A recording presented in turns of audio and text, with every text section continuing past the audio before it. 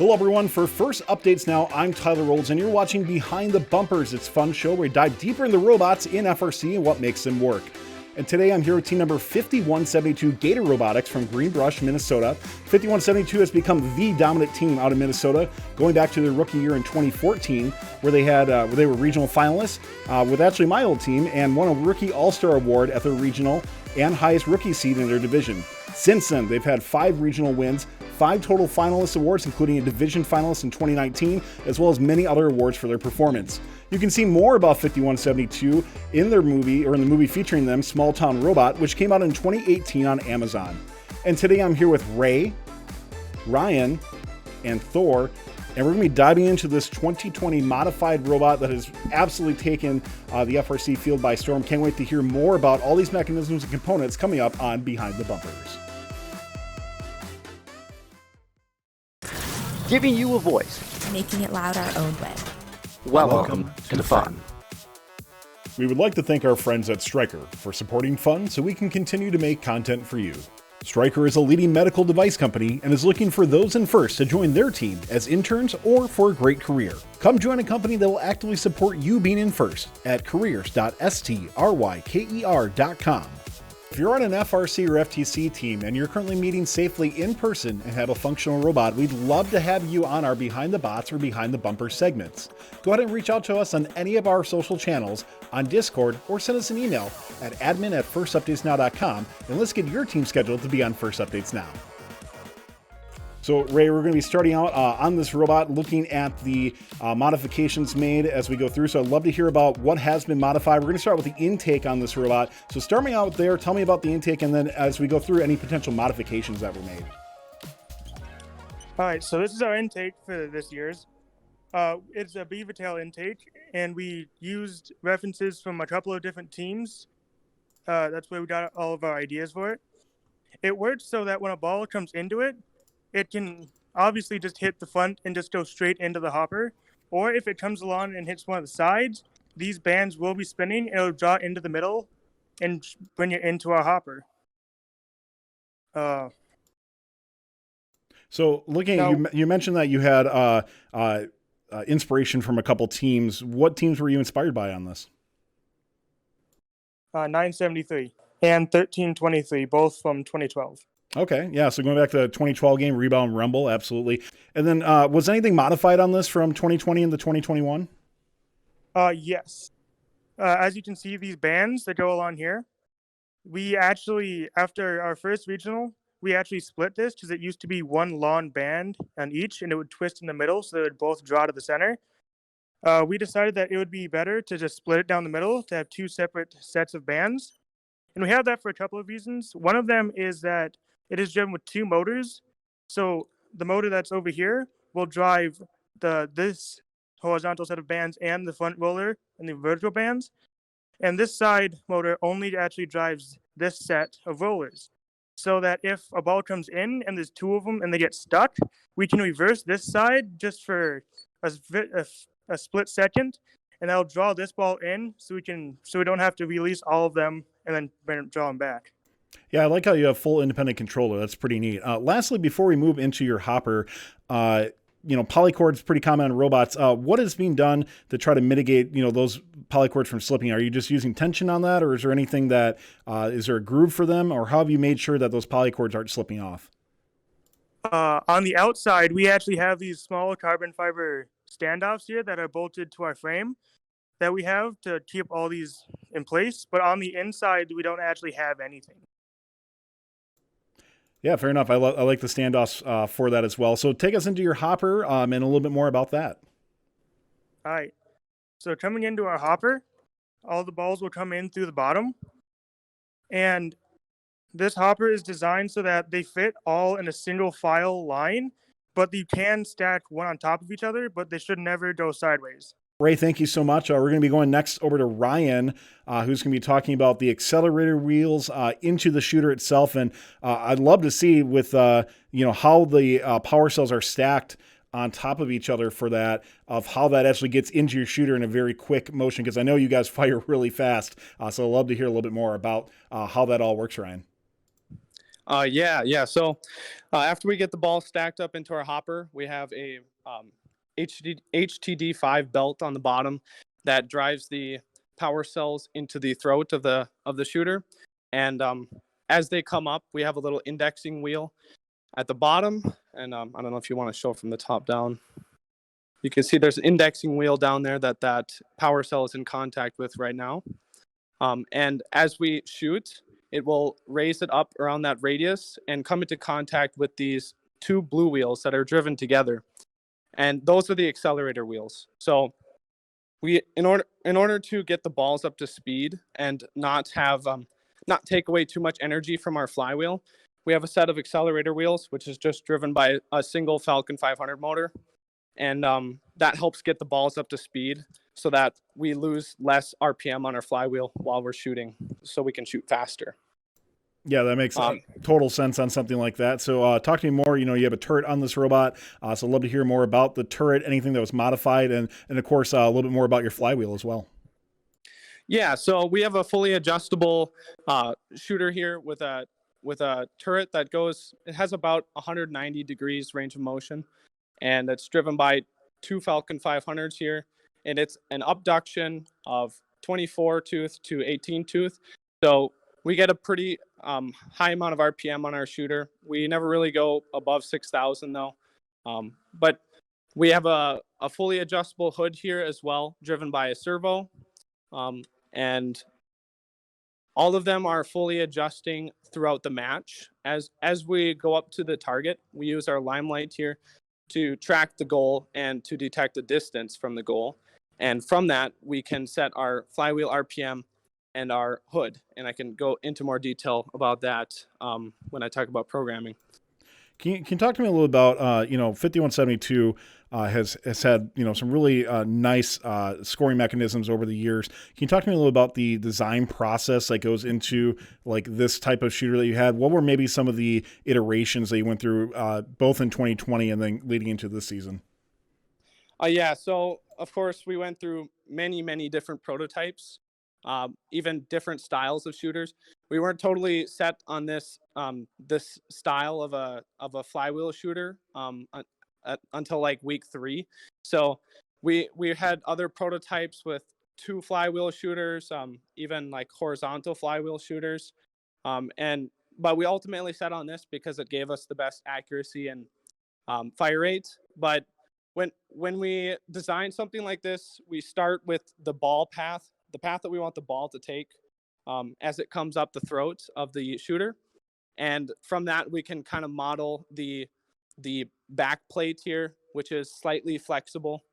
And we can go from there. We're going to be heading over to Thor, who's going to be talking about, of course, in the 2020 season, we had, climber was relevant, control panel manipulator was relevant, and you guys want to feature both. So let's talk a little bit more about those, starting out with the climber on your robot, Thor. Okay, so here we have our climber, which is a 4-bar mechanism.